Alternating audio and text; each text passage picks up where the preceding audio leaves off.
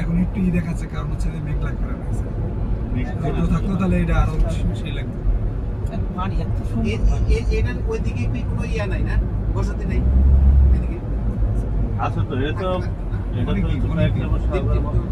মালার মতো দ্বীপ তাহলে সব জায়গায় আছে। এই যে ইয়ে আছে না, ওই যে সি প্লেন গুলো না, এগুলো এক একটা রিসোর্টে যায় 30 মিনিট 40 মিনিট ফ্লাই করে রিসোর্টে গিয়েছেন আমার। তার মানে আছে এবং দূর আছে, অনেক দূরে।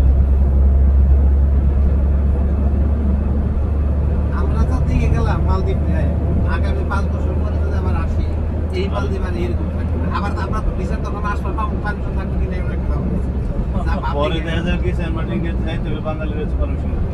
সেন্ট মার্টিন আলাদা দেশ, আলাদা দেশ। না এখানে তো এখন তো চলে যে বুকিং লাগে, এখানে পারমিশন লাগবে। আমাদের দেশের লোক লাইসা এই জায়গাটা নষ্ট করে দিচ্ছে, যেটুকু দেখলাম না 2 দিনে পরিবেশ নষ্ট করে দিচ্ছে।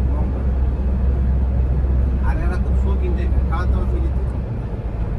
ওই সাইডে ফেস টুতে এরা থাকে, এদিকে লোকাল লোক যেটা আমাদের ওদিকে ফেস টুতে থাকে, এদিকে সব বাইরের মানুষ, বাইরের লাও বাইরে, বাইরের আমরা যারা আছে ফেস টু ওইদিকে ছিল যাইতে দেয় না, ওখানে হাউজিং যাইতে দেয় না, যাইতে দেয় মানুষ চলা পারে না।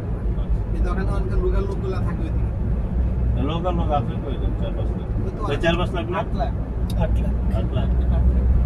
8 লাখ একটা দেশে। আমাদের একটা সংসদীয় আসনে তো 8 লাখ টাকা, 8 লাখের বেশি লোক আছে। মানে একটা গলি তো 8 লাখ লোক ওখানে আছে, সংগীত বেশি।